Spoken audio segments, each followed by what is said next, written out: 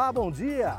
Olá, bom dia a todos. Obrigada pela companhia aqui com a gente nessa manhã de domingo. Vamos aos assuntos do programa de hoje. No RIC Rural você vai ver que a crise hídrica derrubou as lavouras do estado e é necessário cada vez mais manter uma boa conservação do solo para ajudar essas lavouras. Começou plantio direto, uma conservação do solo.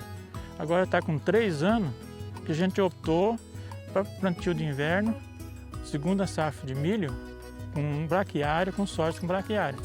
Pesquisadores da UEM estão em busca de melhorar a genética das tilápias. Os engordadores de tilápia no Brasil têm acesso a material genético de qualidade. Produtores podem renegociar suas dívidas financeiras por conta das perdas na safra, por causa da seca. Os bancos já estão cientes da situação, como é uma situação generalizada, não é para ter maiores problemas quanto a esse pedido de renegociação.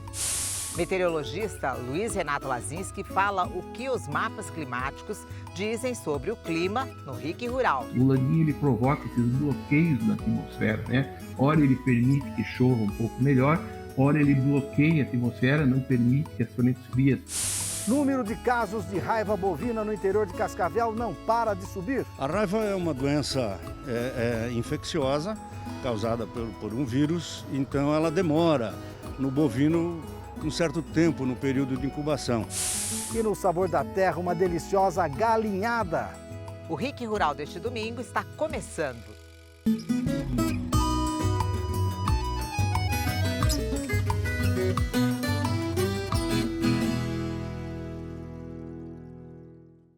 Vamos começar o RIC Rural de hoje reapresentando uma reportagem que fizemos com a equipe do Rally de Produtividade em 2020, sobre uma situação bem semelhante à que estamos passando hoje, que é a irregularidade climática. É que nessa reportagem foi mostrada que impactos causados por crise hídrica pode ser amenizado se o solo for bem conservado com práticas aprovadas e comprovadas no campo por pesquisadores da Embrapa, por técnicos da cooperativa Cocamar e por produtores que adotaram essa tecnologia. A reportagem de 2020, mas o tema é super atual. Vamos rever. A irregularidade climática nas últimas semanas, que tem dificultado o plantio da soja, faz lembrar uma verdade que alguns especialistas resumem bem. A agricultura é a arte de trabalhar com produtividade, mas também pode ser entendida como a arte de reduzir as perdas.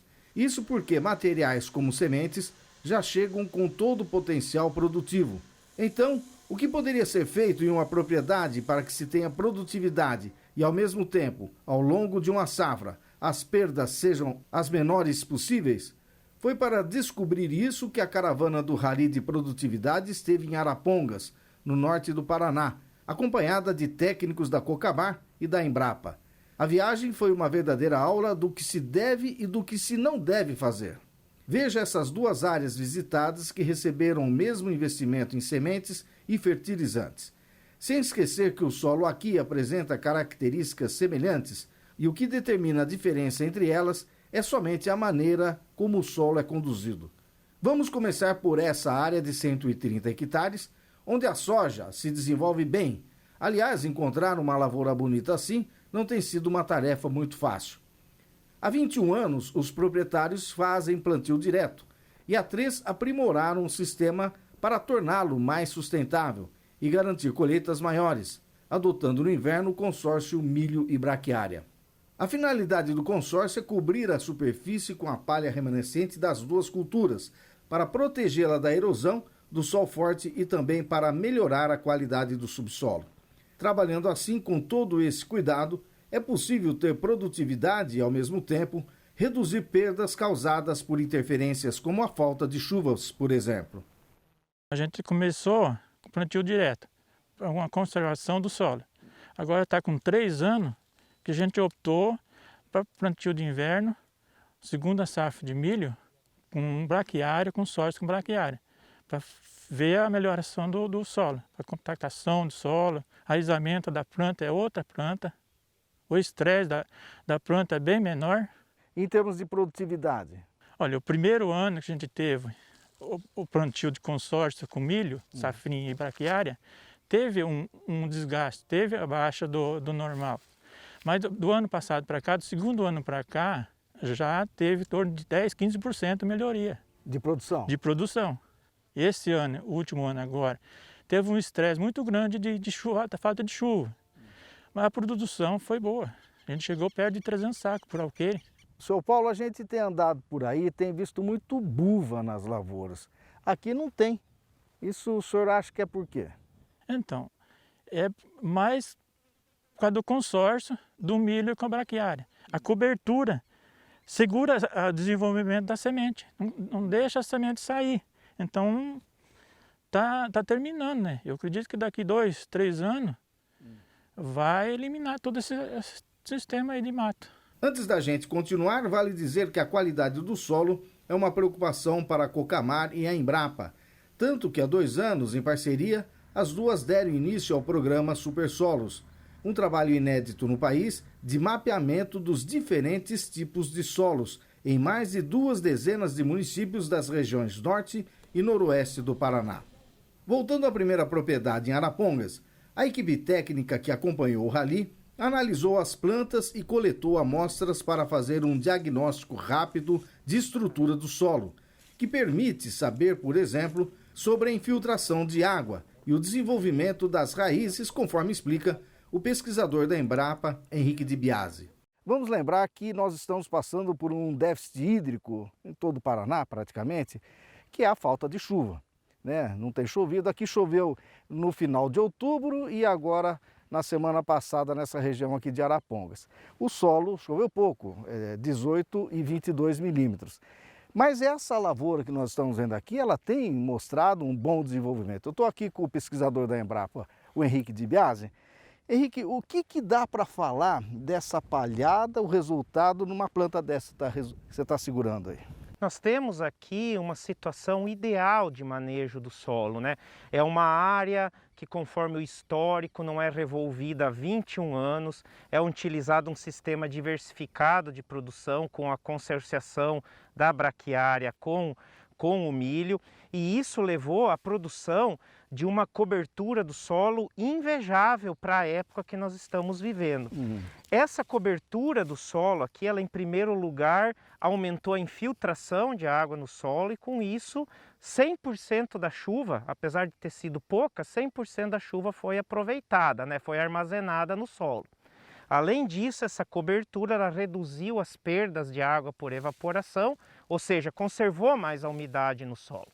E um outro fator importante é que essa cobertura ela modula a temperatura do solo, deixando a temperatura do solo ideal para o crescimento das raízes e também para a formação dos nódulos, né, que vão resultar na fixação biológica do nitrogênio. Essa terra, esse solo, o que ele está dizendo aqui? Então aqui nós temos uma amostra de solo numa bandeja de 25 centímetros aqui de profundidade, né? Então aqui está a superfície do solo e aqui a parte inferior. Essa amostra a gente utiliza para determinar o chamado índice de qualidade estrutural do solo por uma metodologia que é acessível inclusive ao produtor, chamada DRESS, Diagnóstico Rápido da Estrutura do Solo. E é uma ferramenta para ser feita rapidamente, tanto é que nós fizemos agora aqui durante a reportagem, a gente tira uma fatia de solo com a pá e quebra o solo nos seus respectivos agregados. E o que a gente vê aqui nessa estrutura, primeiro, é uma estrutura contínua, da superfície até os 25 centímetros. Isso é um indicativo grande de saúde do solo, de qualidade estrutural do solo. Também vejam o tamanho e o formato dos agregados, né? Então são agregados de tamanho entre 1 a 4 centímetros, grumosos, né? Porosos e leves, né? Sérgio pode pegar aí e ver que quebra fácil, mesmo o solo estando com uma umidade, ele tem umidade, mas é uma umidade até abaixo do ideal para fazer essa metodologia. Para se ter uma ideia, a nota de índice de qualidade estrutural do solo, ela vai de 1 a 6, né? 1 a pior situação, 6 a melhor. Essa aqui, para ser conservador, com certeza seria uma nota 5. Então essa amostra aqui, na verdade, ela compila, ela integra todos os indicadores de saúde do solo, tanto químicos, físicos quanto biológicos, E aqui nós podemos dizer que nós temos um solo saudável, um solo biologicamente ativo. E quem deu essa situação aqui, né, quem proporcionou essa situação, não foi a cultura de verão, que é a soja. Quem proporciona essa situação são as culturas de outono e inverno, que aqui nessa área nós temos o milho consorciado com a braquiária, né, e a cobertura, e principalmente as raízes da braquiária e do milho que produzem essa estrutura aí favorável. Como eu costumo dizer, o solo ele não mente. Seguimos então para fazer um comparativo rumo à segunda propriedade. E aí tivemos uma ideia de quanto o produtor que não se preocupa com a saúde do solo está perdendo. É nítido a diferença entre manejos que os produtores fazem na região. Naquela área que o Dr. Henrique De Biasi apresentou para nós tínhamos um manejo aprimorado. Nesta área em questão, nós temos um plantio da soja no sistema convencional, um sistema que o produtor não preconiza a palhada como cobertura, não preconiza as boas práticas agrícolas. Os exemplos mostrados naquela área pelo Dr. Henrique são o contrário nesta área. Nós podemos notar como nesta planta não temos a formação de nódulos, então mesmo que essa planta foi inoculada com o inoculante para a cultura da soja, devido à baixa atividade microbiana, devido à baixa biologia do solo, nós não temos a formação de nódulos nessa raiz. Isso vai resultar numa planta menos saudável, numa planta menos produtiva. Outro ponto importante, plantio convencional, onde o produtor prepara o solo com algum tipo de implemento, fica mais propício ao ataque de pragas, principalmente as lagartas que cortam as plântulas na sua base. Nesta área nós também encontramos o ataque de lagarta Spodoptera. Então, em anos críticos como esse, que é um ano com menos ocorrência de chuva, a incidência, o ataque de pragas tende a ser mais severo nas áreas com preparo convencional. Você falou em chuva, lá ele provou que tem uma infiltração. E aqui? Perfeito. Naquele manejo aprimorado, nós temos, em média, pelo trabalho do projeto Super Solos, uma infiltração de aproximadamente 80 milímetros de chuva por hora. Em áreas de plantio convencional, como essa que nós estamos neste momento, a infiltração já cai para 20 a 30 milímetros por hora. A consequência disso, menor armazenamento de água no solo, menor disponibilidade de água para as plantas, menor desenvolvimento das plantas e no caso de uma chuva muito forte, de ocorrer uma chuva de 100, 80 milímetros em uma hora, nós teremos a ocorrência de erosão nesta área. Inclusive a composição do solo com o DRESS que foi feito lá e que o De Biasi está fazendo ali agora, também a diferença dos torrões, né? Perfeito. Essa é uma metodologia muito rápida e muito útil para o produtor rural aprimorar o seu manejo. Então o resultado do DRESS é bem diferente daquela outra área. Vamos dar uma olhada ali então. O De Biasi, você falou que o solo não mente. Que verdade ele está falando para nós aí? Então é a verdade mais clara impossível, né? Se nós compararmos essa amostra com a outra que nós tiramos na área do modelo aprimorado, fica evidente, né, as diferenças. Então aqui, essa amostra representa mais ou menos 40% das propriedades que foram avaliadas no trabalho Super Solo. E o que a gente observa? Uma camada superficial, mais ou menos aí 12 centímetros, extremamente pulverizada, né? Uma farinha, é um pó, que foi o trabalho da grade, do implemento, né? Em cima de uma camada extremamente compactada, como vocês podem observar aqui pelo formato e pelo tamanho dos torrões. Se lembrarmos lá da outra imagem, né, era uma área, né, com um perfil constante, né, com agregados de tamanho médio, porosos, né, e grumosos. Esse tipo de situação a gente chama de um solo doente, né, um solo que está precisando de um tratamento, né, e esse tratamento envolve basicamente ativá-lo biologicamente. E como nós ativamos ele biologicamente? Aumentando a diversidade de espécies vegetais no sistema e a quantidade de raiz e de palha colocada no sistema para a gente chegar num perfil de solo parecido com aquele que lá na outra área. Em meio a tantas verdades, o que fica é mais uma certeza: a de que o solo não mente. A atenção às boas práticas e o capricho dispensados pelos produtores fazem toda a diferença no resultado final, no momento da colheita, premiando os que trabalham para enfrentar o desafio de perder menos e garantir a melhor produtividade.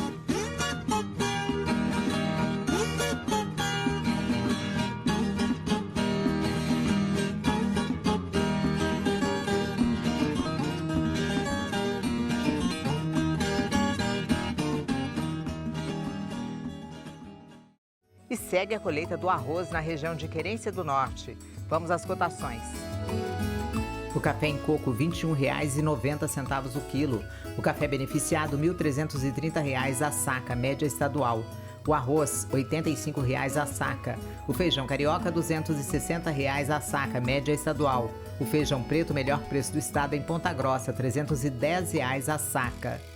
Bom, agora nós vamos para um rápido intervalo e voltamos mostrando a pesquisa da Universidade Estadual de Maringá, que busca melhorar a genética da tilápia.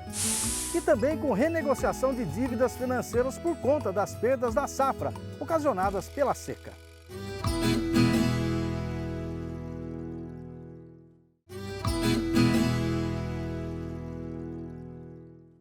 Estamos de volta e agora vamos falar de piscicultura.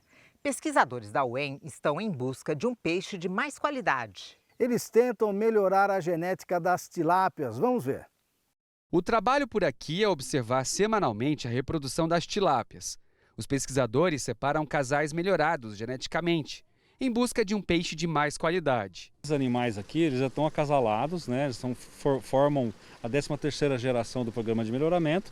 E o que os alunos estão fazendo agora é a verificação se houve reprodução, se as fêmeas estão com os ovos na boca, para iniciar o processo de formação da família. Depois de algumas buscas, os pesquisadores encontraram uma fêmea com ovos na boca. É uma forma natural de incubar e fazer com que os filhotes nasçam. A boca da mãe é o lugar mais seguro. Os ovos são coletados e levados para o laboratório. Aqui eles são lavados e o processo continua. Aqui na incubadora, os pesquisadores conseguem simular o movimento real que a fêmea faz com os ovos na boca. Dá só uma olhada como é interessante, ó. Eles ficam o tempo inteiro se movimentando. E aí, conforme os peixes vão nascendo, eles vão caindo numa bandeja. Vou mostrar para vocês aqui, ó.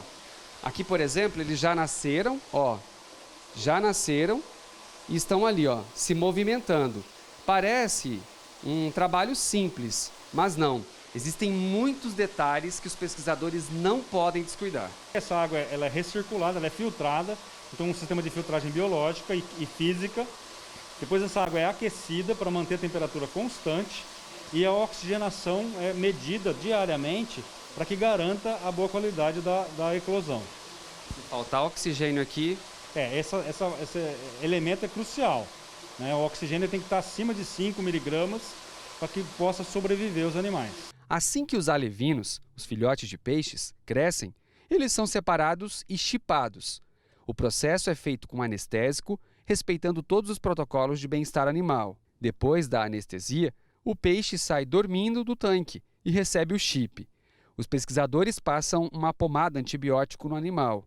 Assim que ele acorda, já volta a se alimentar. Esses animais são vendidos por um valor simbólico para criadores de peixes de todo o Brasil. As tilápias desenvolvidas aqui são muito diferentes das convencionais.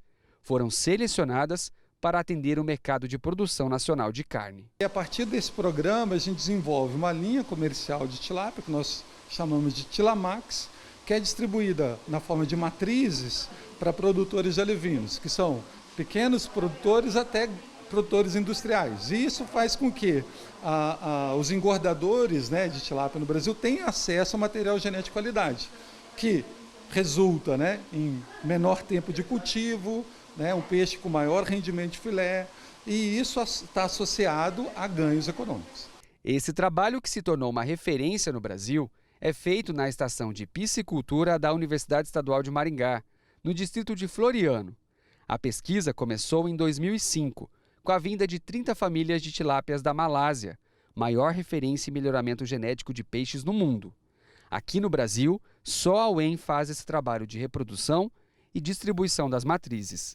Uma outra fase da pesquisa é separar os peixes que têm a pele mais grossa.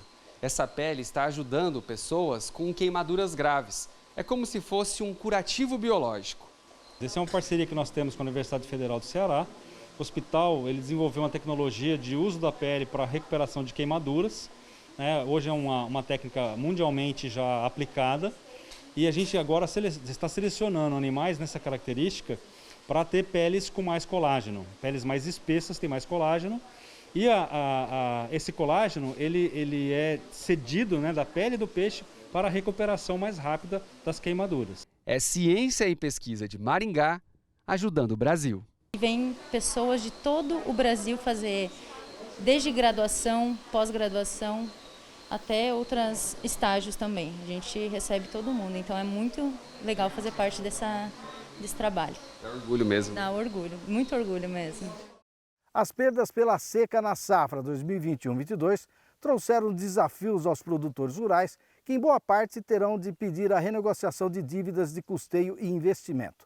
A FAEP, Federação da Agricultura do Estado do Paraná, preparou uma nota técnica para esclarecer como esse processo deve ser feito. Sobre a situação das perdas das lavouras do estado e como o produtor deve proceder numa eventual necessidade de renegociação de dívidas, nós conversamos essa semana com a Ana Paula Kowalski, do Departamento Técnico da FAEP. Vejam só.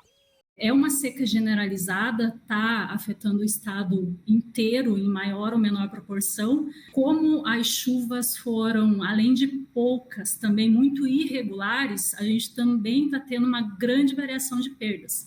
Então, vai desde 30%, 40% das lavouras afetadas, de perdas observadas, até mais de 90% ou áreas que não vão nem ser colhidas. Então, realmente, a situação é desesperadora, né, para não dizer outra coisa, porque a gente já vem de uma quebra severa no milho safrinha, de quase 60%, e agora com a soja, com uma perda média para o estado de quase 40%, e podendo se agravar caso a situação, né, de chuvas não se regularize.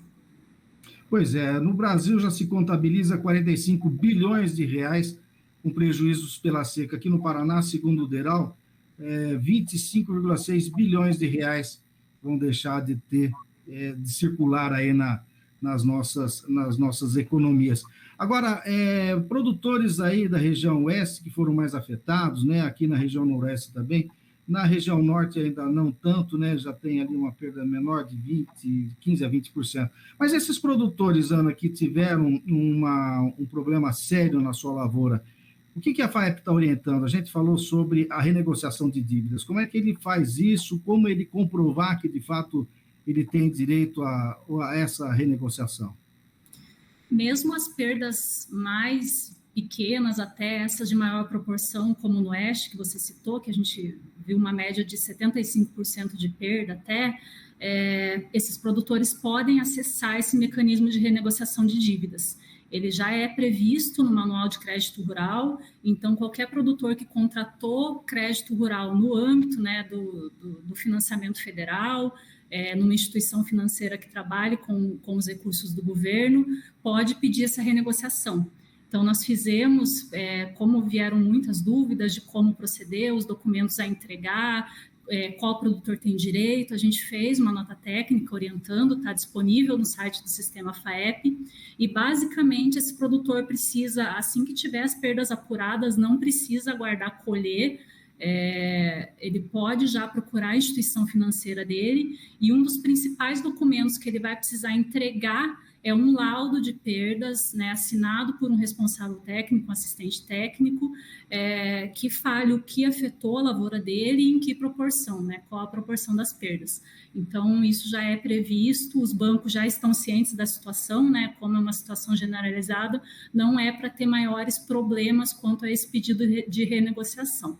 E ele pode ser feito para as dívidas de custeio, né, que são aquelas para financiar o plantio ali, como para investimento, que são os créditos de maior prazo, né? Que ele precisa ter ciência que ele não precisa aguardar, né, o prazo vencer do financiamento ou aguardar colher. Se ele já tem uma perda que ele sabe que está consolidada, que se vir chuva não vai resolver os ciclos que estão mais aí no final, ele já pode procurar a instituição financeira, porque aquele percentual de perdas não vai se alterar muito, né? Depois ele vai colher, ele vai ver o que eventualmente ele conseguiu comercializar, o que não, para fazer um abatimento da dívida, mas o pedido de renegociação ele pode fazer antes da colheita.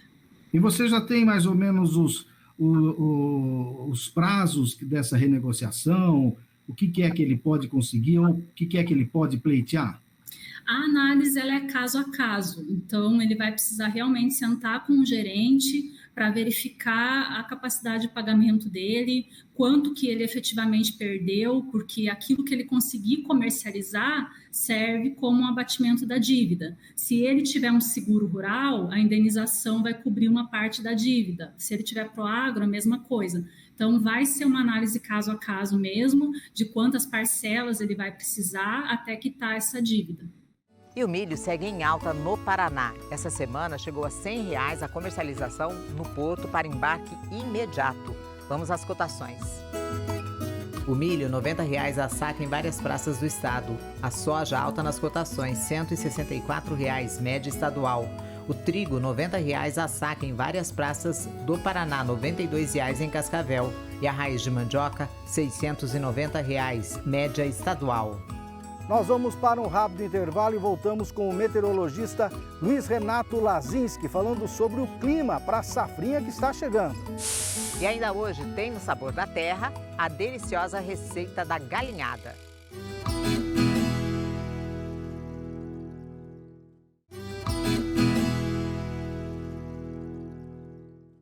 Bom, gente, estamos de volta e dando continuidade ao programa de hoje. Você vai ver agora a entrevista que fizemos com Luiz Renato Lazinski sobre o clima para os próximos períodos, onde acontece, entre outras atividades rurais, o plantio do milho safrinha.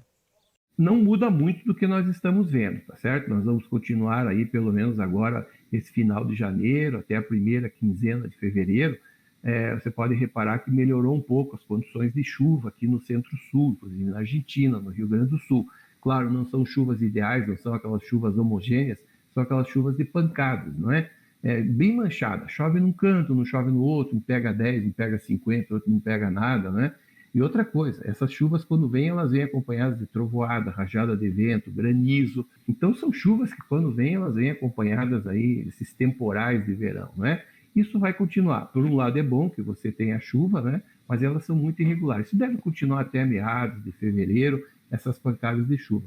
E a partir aí do final de fevereiro e março, novamente nós vamos mudar esse padrão de clima, tá certo, Sérgio? Ou seja, vem novamente esses bloqueios, o Laninha ele provoca esses bloqueios na atmosfera, né? Ora ele permite que chova um pouco melhor, ora ele bloqueia a atmosfera, não permite que as frentes frias passem aqui pelo centro-sul do Brasil e aí as chuvas diminuem. Então, isso deve acontecer a partir aí, esse novo bloqueio, a partir aí do final de fevereiro e a partir de março, nós estamos prevendo uma diminuição grande das chuvas novamente aqui no centro-sul do Brasil. São esses veranicos que o Laninha provoca, esses veranicos um pouco mais prolongados. Outra coisa são as temperaturas, né? A hora está muito baixa, a hora está muito alta, né, Sérgio? Nós vamos passar por um período agora, uma onda de calor muito forte, né?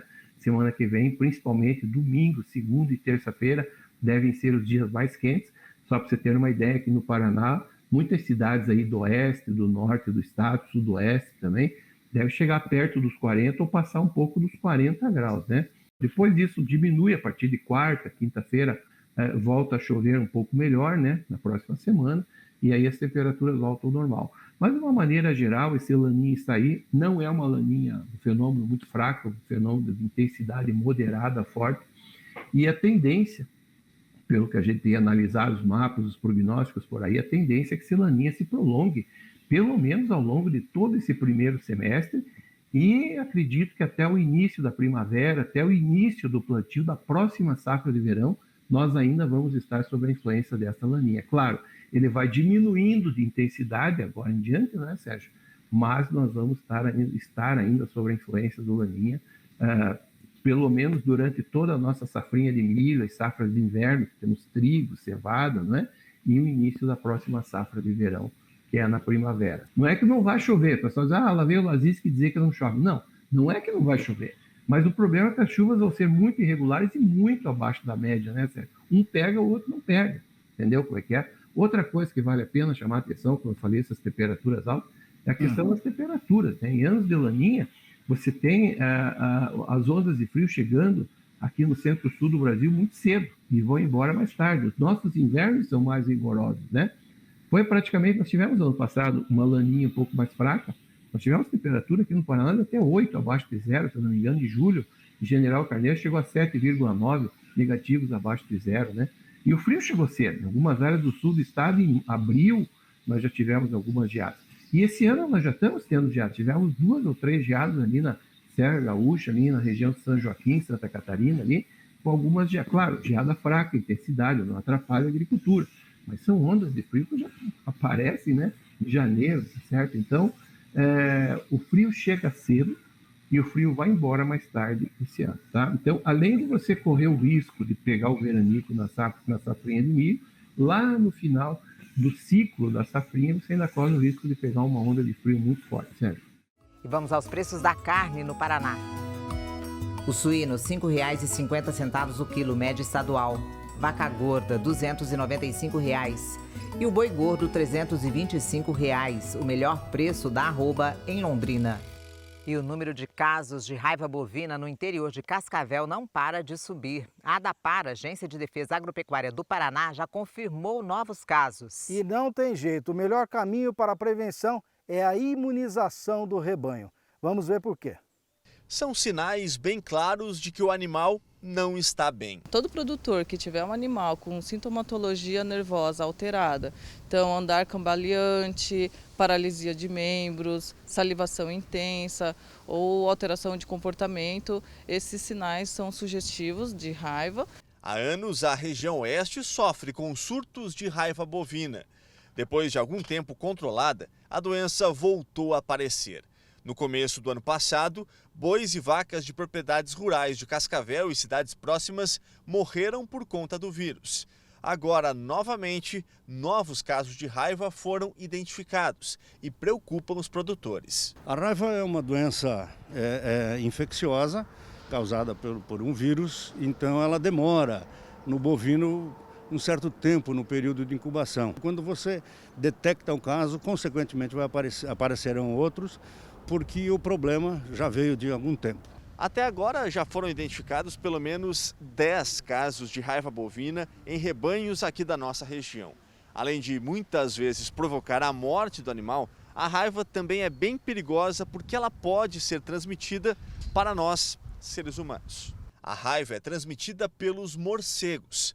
Quando o gado é mordido, ele se contamina pelo vírus. Se uma pessoa manipular o animal e tiver contato com a saliva dele, por exemplo, também pode ser infectada. A gente orienta para que não manipule diretamente esses animais, principalmente pela boca, né?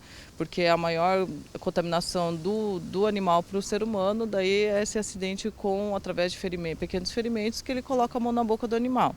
Então, não manipular, o vírus não é transmitido pelo ar. A ADAPAR, Agência de Defesa Agropecuária do Paraná, monitora e fiscaliza os casos positivos. Toda morte por raiva bovina precisa ser informada ao órgão. Em Cascavel, o surto tem se concentrado no distrito de São João do Oeste.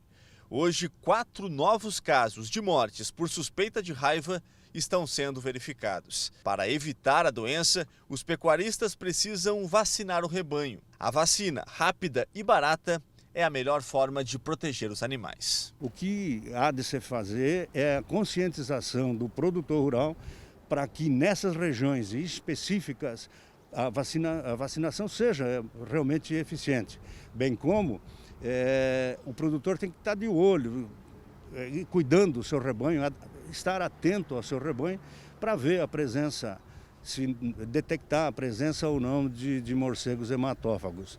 E voltamos a insistir, a vacinação é o melhor profilaxia. Nós vamos agora para mais um rápido intervalo e voltamos com a receita de uma deliciosa galinhada no sabor da terra.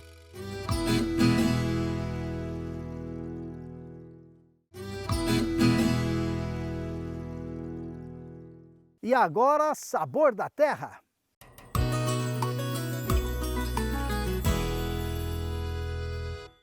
Bom, gente, mais uma receita especial nesse domingo. Eu tô aqui com o Patrick Manuel, que vai preparar pra gente uma galinhada. Patrick, galinhada o pessoal do sítio, o pessoal da cidade também gosta muito. Sim. Ele é um prato tradicional e é fácil de fazer. É rapidíssimo, tá? Não tem segredo. Não tem segredo. Não. E tem diferença de região para região? Olha, tem pessoas que usam frango caipira, tá? Eles acrescentam cenoura, mas o tradicional mesmo é o milho e o frango. O frango. Exatamente. Tá, aqui a gente tem o quê? 1 quilo de frango? Eu tenho 1 quilo de coxa e sobrecoxa cortadinha, E Certo. o peito de frango também. Também cortadinho. 1 quilo. Tá, qual que é o primeiro passo? Primeiro passo, nós vamos dourar a cebola. A cebola. Vamos então pro fogão, né? Vamos. Rose, aqui com a panela já quente, vou jogar 1 fio de óleo. Um fio generoso. Generoso, exatamente. E uma cebola média picada.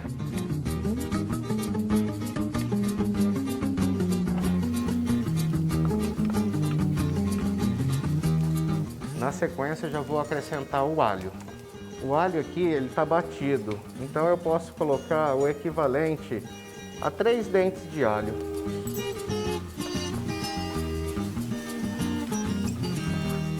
E 10 gramas de colorau, para deixar ele mais vermelhinho.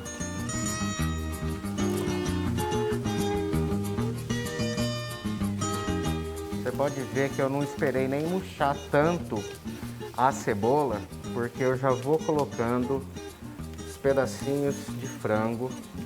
Patrick, esse frango tá temperado? Ele tá temperado. Eu deixei ele marinado no alho e alecrim e sal, só isso.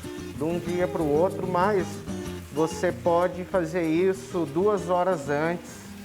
Certo, é pro frango pegar o gosto, para ele né? pegar bem o gostinho.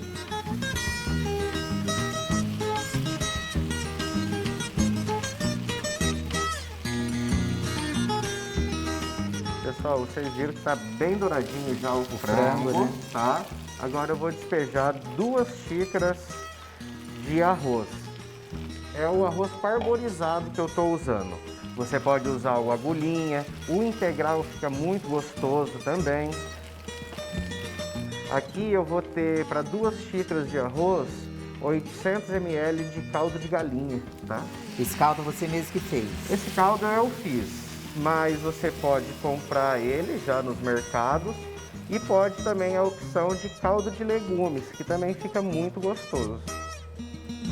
Depois do caldo, Rose, só dando uma mexida no arroz, a gente já adiciona o milho, certo? Uma lata de milho. Uma lata de milho, é o suficiente. Eu dou uma mexida aqui e já vou tampar por mais ou menos uns 17 minutos.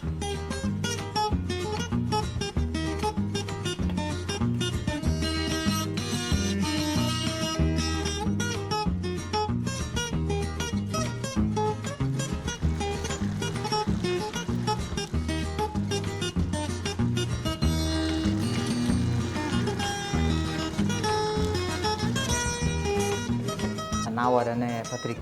Tá na hora. Tá na hora do tomate.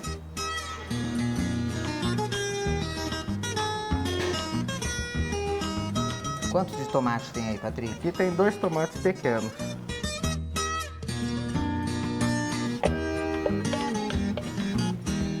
Eu deixo para colocar no final, porque eu quero os pedacinhos dele, certo? Aqui, ó. Ele ainda vai ficar meio durinho, não vai desmanchar. Você consegue perceber ele, né? Exatamente, essa que é a finalidade. Se eu coloco ele no começo, ele desmancha, né? Todo. E agora o cheiro verde, pra gente finalizar. Bastante quantidade, né? Bastante quantidade, mexe um pouquinho. Aqui, Rose, tem um maço de cheiro verde, tá? Certo. E o prato já está pronto.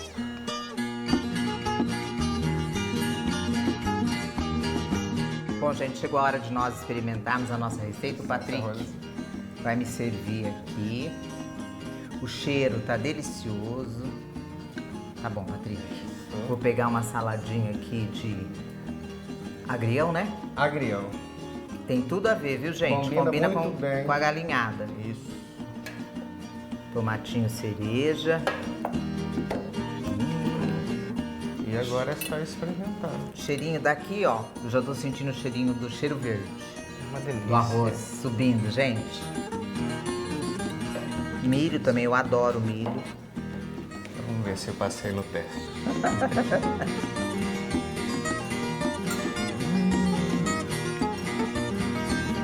Nossa, que delícia. Muito bom. No pão. Saborosíssimo.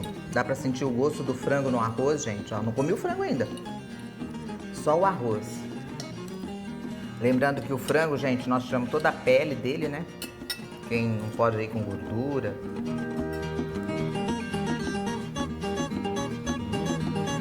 Bem tenro. Muito bom. Nossa, gente, maravilhoso. Patrick, olha, eu adorei. Muito obrigado. Eu que agradeço. Obrigada a você por preparar mais essa receita pra gente, né? Bom. Bom, gente, se você quiser saber mais sobre o Patrick e as receitas que ele prepara, nós vamos colocar aí o Instagram, tá aí o Instagram dele pra você seguir ele nas redes sociais. Obrigada, Patrick. Eu que agradeço. Obrigado.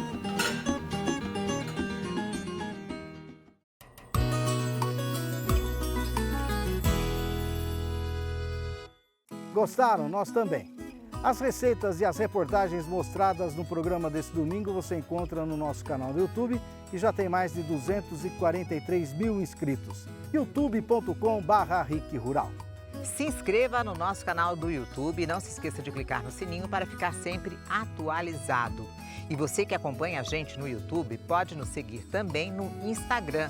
Lá, além de saber mais sobre a gente, a nossa história, nós vamos postar a sua foto ou vídeo do Coisas da Roça.